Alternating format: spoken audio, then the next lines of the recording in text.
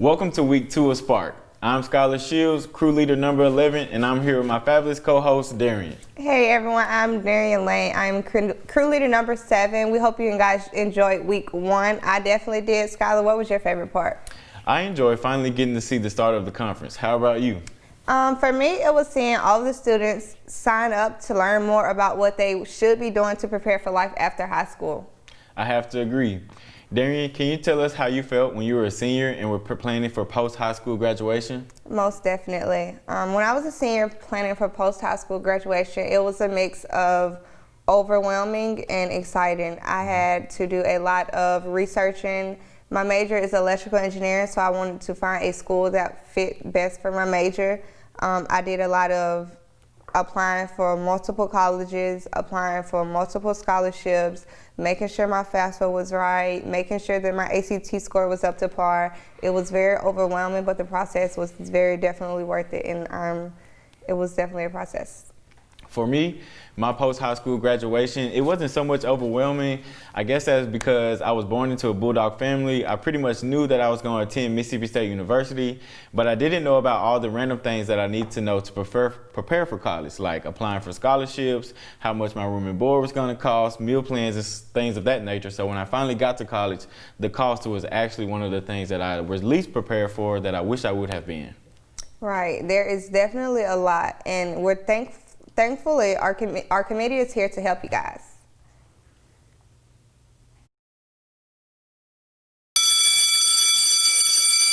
So whenever I was applying to college in 1998, things were so much different back then. Now we're going to learn about how to apply and what you need to do to be successful.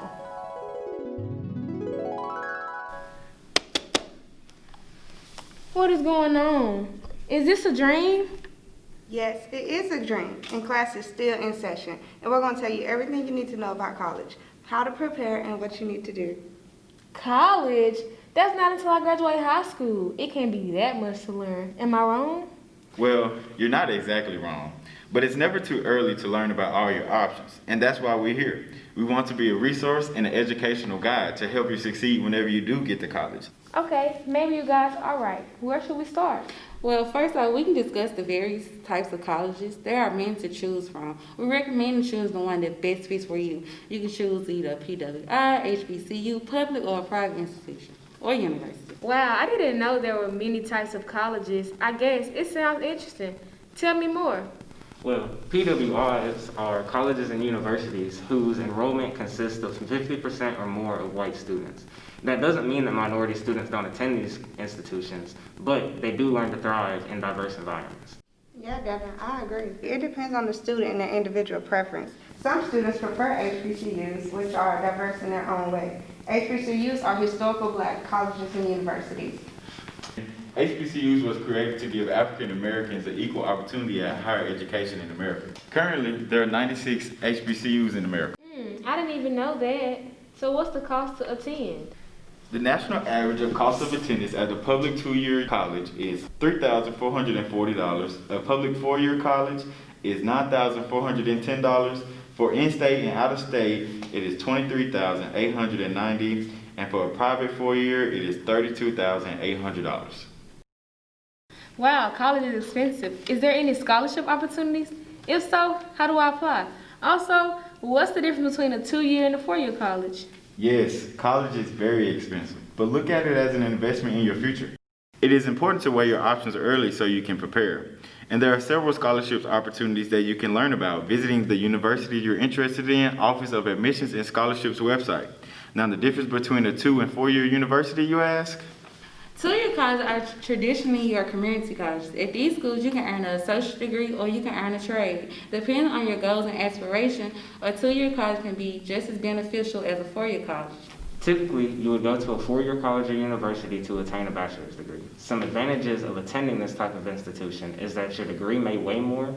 You can also earn more money coming straight out of school, and you have a lot more networking opportunities. Okay. Enough about the educational part. What about the fun part? How do I get involved? Girl, there are so many ways to get involved in campus. There are a ton of student-led organizations such as Student Association and Student Government to join. You can join fraternity and sorority life, S.P.A.R.K. And there are a variety of other organizations that students can join to make them feel at home. Well, that's a lot to think about. It's time to go. It's time to go. Well, there is so much to learn about college. I can't wait. There's so much information. Good thing Devin was able to slide across the desk and tell us even more.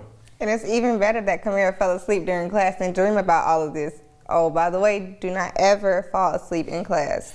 That's definitely a don't that we will cover a little later. Darian, where do you suggest S.P.A.R.K students start their college search?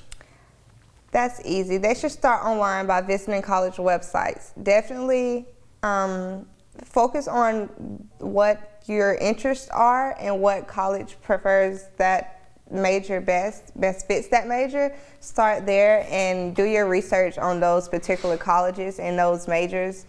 Go to the website, go up and down the website, go through all tabs, do some research, look for some facts, look for some reviews, do everything possible, talk to some people, do everything.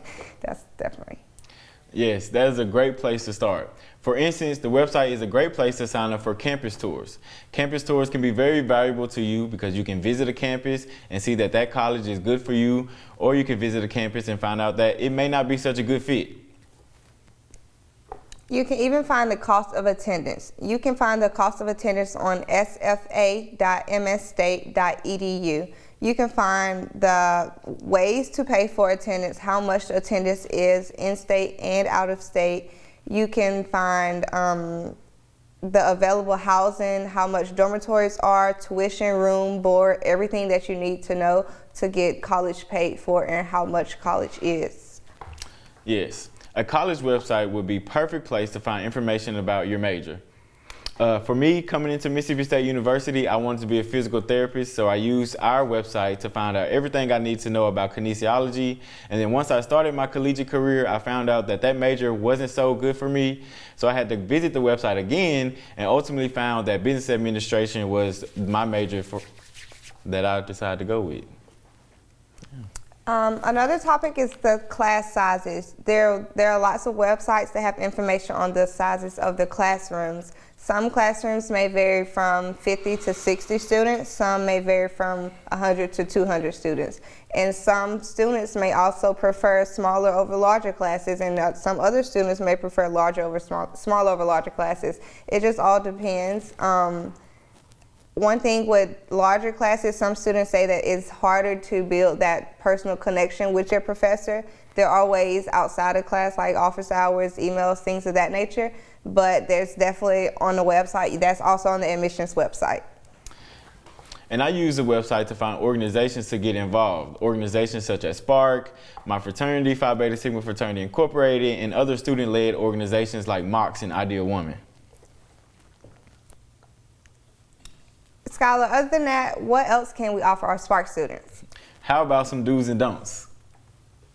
That's a good idea. First, I will start off by saying definitely be organized. As a freshman, you may easily get distracted and lose track of your schoolwork. Try keeping a planner to set reminders and manage your deadlines. Staying on top of your schoolwork and other activities will make for a less stressful first year and help you to enjoy it.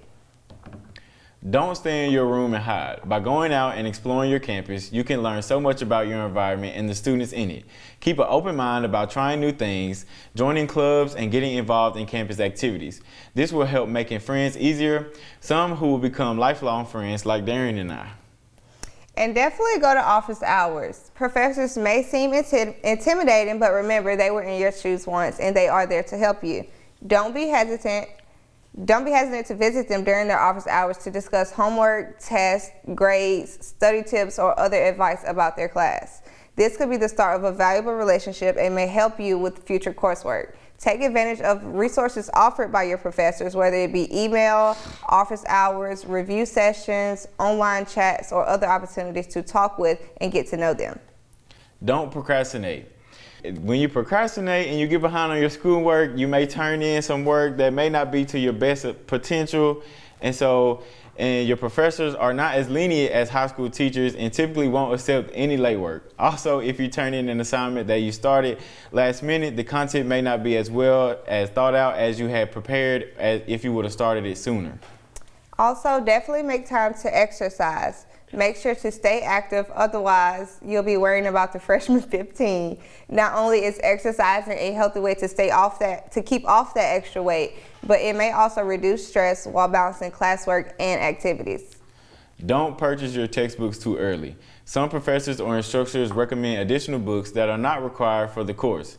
It may be a good idea to reach out to professors or someone who has taken the class to find out what books you're actually going to need. And definitely use your campus resources. Colleges typically offer many student resources around campus, whether it is a writing center, the library, tutors, study groups, or counselors. Make sure to use the many campus resources available to you. Reach out online if necessary, as they may improve both your academic and personal college experience. Don't overschedule yourself. Your first semester is about adapting to a new environment, getting comfortable with college-level courses, and learning what works for you. Overscheduling could be overwhelming and could make it hard for you to keep up. I really think that's a good list. Now let's start with some questions. If you have any questions, feel free to drop them in the chat. Yes. So, what are some of your favorite spots on campus? Oh, definitely somewhere hiding in a union, maybe in a ducked off place in a union. I really love McCool. McCool just gives me like a business vibe every time you walk in McCool. I really love McCool and the drill field. That's my... Yeah, I would have to say for me, some of my favorite spots on campus would be definitely walking through the drill field, and I basically live on the 3rd floor of the student union. What are 3 of your personal tips to succeed in college or specifically at Mississippi State? Stay focused. You want to add in? So stay focused, make new friends. Definitely. And don't be scared to try new things. College is all about finding who you are as a person, as a young adult. So don't limit yourself because you may be afraid of something or stepping outside your comfort zone. Right, definitely take risks. So where all do you eat on campus?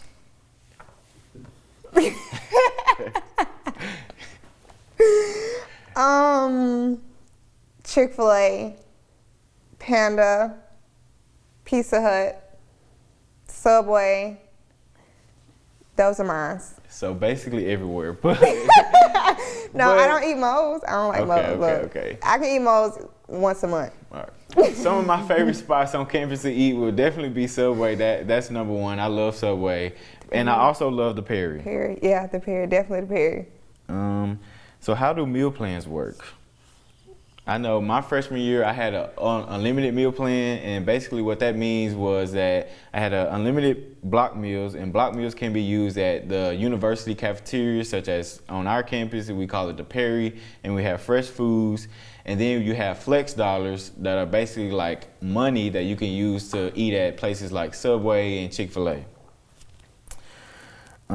Is there public transportation? Yeah, definitely the smart bus. It's also, everything is on campus is definitely walking distance, but if you need to get somewhere publicly, there's definitely a smart bus. And they have an app that you can also download to help you know where the smart bus is and where it's located. What are some things that Mississippi State has done for COVID? Mississippi State has done an excellent job dealing with COVID. We have a lot of policies in place. We wear masks, we social distance, all of those good things that the CDC recommends, we enforce heavily on our campus.